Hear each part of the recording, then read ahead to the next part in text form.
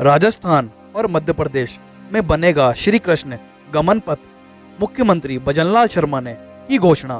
भरतपुर, कोटा, झालावाड़ होते हुए धार्मिक सर्किट बनेगा। भगवान कृष्ण की जन्मस्थली से लेकर उनके शिक्षा ग्रहण करने के स्थान को एक धार्मिक सर्किट के जरिए जोड़ा जाएगा। यह काम राजस्थान और मध्य प्रदेश सरकार मिलकर करेगी। भजनलाल शर्मा ने कहा है कि भगवान कृष्ण के गमन पथ को जल्द ही तीर्थ स्थलों के रूप में विकसित किया जाएगा। मध्य प्रदेश के उज्जैन के सांदीपनि में भगवान कृष्ण ने शिक्षा हासिल की है। एमपी में भगवान परशुराम ने उन्हें सुदर्शन चक्र दिया। धार के पास अमझेड़ा में भगवान का रुक्मणी हरण को लेकर युद्ध हुआ। ऐसे स्थलों को सरकार पर्यटन स्थल बनाने जा रही है। माना जा रहा है कि श्री कृष्ण गमन पथ में राजस्थान के भरतपुर जिले का कुछ हिस्सा भी शामिल होगा। मुख्यमंत्री भजनलाल शर्मा और उनकी पत्नी ने सोमवार को डीग जिले के मुचरी का लोटा पहुंचे थे। यहाँ उन्होंने श्रीनाथ जी के मंदिर और मुकुट मुखारबिंद की पूजा अर्चना की।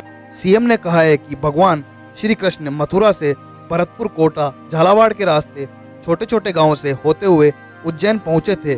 हमने उनकी राह में पड़ने स्थानों को चिन्हित कर लिया है। उन सभी धार्मिक स्थानों को एमपी और राजस्थान सरकार जोड़ेगी। सीएम ने कहा है कि आज मैं शाम को उज्जैन में स्थित सांदीपनि के आश्रम में जाकर प्रणाम करूंगा। कुछ महीने पहले उत्तर प्रदेश से सटे राजस्थान डीग के एक गांव वहज में जमीन के नीचे पूरा गांव मिला था। खुदाई के दौरान कई हजारों साल पुराने हड्डियों के अवशेष, बर्तन, मूर्तियां मिली थी। जहां एक गांव मिला वो इलाज ब्रज यानी भगवान श्री कृष्ण की जन्मस्थली से जुड़ा हुआ है। यह गोवर्धन से महज 11 किलोमीटर दूर है। मान्यता है कि खुदाई में मिली चीजों का संबंध भगवान श्री कृष्ण के काल से है। भगवान कृष्ण स्वयं गाय चराने के दौरान वहज क्षेत्र विचरण करने जाते थे। वहज गांव में स्थित किला 5500 साल से पुराना है। वहज गांव 84 कोस परिक्रमा में भी आता है। गांव में यह मान्यता है कि जब भगवान कृष्ण ने गोवर्धन पर्वत उठाया था उस दौरान ग्वालों के साथ वहज गांव के लोग भी थे जो बारिश से बचने के लिए गोवर्धन पर्वत के नीचे छिपे थे। सांदीपनि आश्रम के मुताबिक श्री कृष्ण 11 साल की उम्र में उज्जैन पहुंचे थे। वे उज्जैन में 64 दिनों तक रहे। इन 64 दिनों में उन्होंने 64 विद्याएं सीखी। इन 64 दिनों में उन्होंने 16 दिनों में 16 कलाएं, 4 दिन में 4 वेद, 6 दिन में 6 शास्त्र, 18 दिन में 18 पुराण, 20 दिन में गीता का ज्ञान प्राप्त किया था।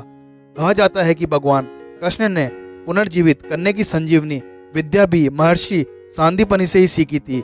64 दिन की शिक्षा पूरी हो जाने के बाद गुरु दक्षिण के रूप में भगवान ने सांदीपनि के सबसे छोटे बेटे दत्त का पार्थिव शरीर यमराज से लाकर संजीवनी विद्या से उन्हें जीवित किया था। श्री कृष्ण ने उनका नाम पुनर्दत्त रखा और उनकी मां सुषुषा को सौंप दिया था। मान्यता यह भी है कि जानापाव भगवान परशुराम की जन्मस्थली है।